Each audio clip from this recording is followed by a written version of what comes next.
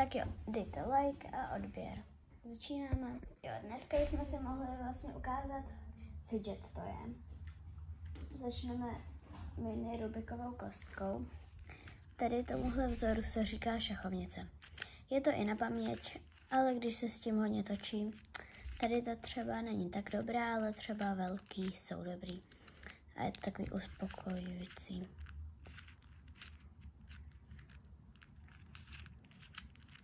Takhle to. Přinesu vám ukázat velkou. Tak jo. Sice vám jsem přinesla 2 velký, ale zase si ukážem. Tohle je taky šachovnice vzor a je to Lego kostka. Vlastně si tam můžete dát barvy, jaký chcete, ale oni u toho jsou. A místo bílý tam je černá, takže je to takový divnější, ale taky se to tak jako nezadrhává se to tak moc, ale taky se to zadrhává. Tady to je ta normální, vytvořit šachovnici je jenom kouknete se, tady máte červenou, oranžovou a vy si tu oranžovou otočíte na červenou. Zase tady máte modrou, zelenou a tady máte zelenou, modrou. Takže si to dáte vlastně takhle a tady to stejný. A máte šachovnicový vzor. Vidíte, že se dobře to a něco vám chci ukázat, takže teď vám to ukážu.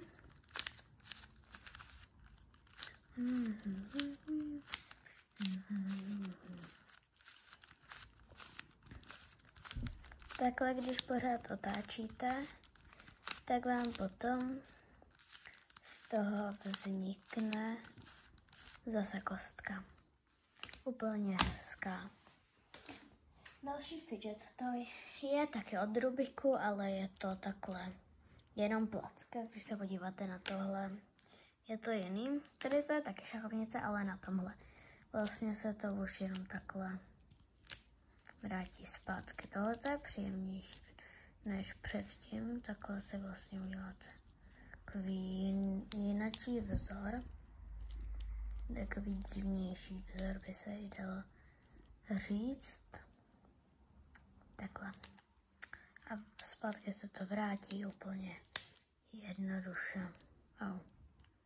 Tak to určitě neukazujte nikomu. A takhle se to vrátíte. A kdybyste to chtěli mít úplně celý, tak si to takhle uděláte.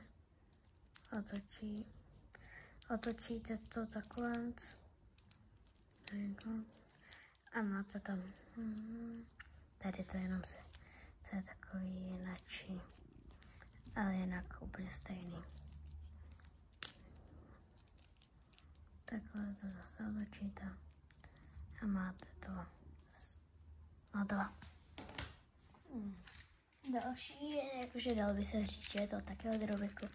A je to tady tohleta, počkejte, kostka, takováhle, že dá se takhle, je to taková, spíš ta fidget, není to taková ta na mozek, jako byly tam ty byly taky dost fidget, ale byly i na mozek, ale jste se to neučili vlastně skládat.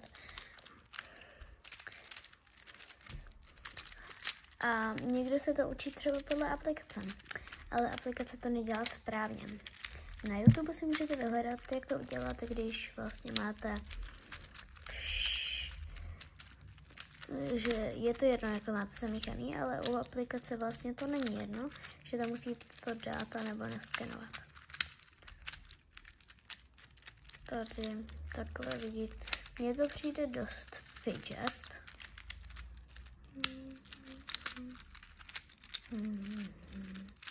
Jak se to pořád točí. Tak jo, to stačilo. A teď tady máme poslední. Tak jo. Máme tu poslední věc. Jestli vám je to velký, tak si to můžete takhle obmotat a je to jojo. Já to teda tak moc dobře neumím jako můj brácha, ale tak je to jenom. Je to takový jinačí. Doufám, že se vám to líbilo. To video, jestli chcete další nějaký takovýhle tipy. Samozřejmě dejte like a odběr dole. Budete mít ukázaný like a odběr a přeposílejte to. Budu moc ráda za každý komentář. Tak čau.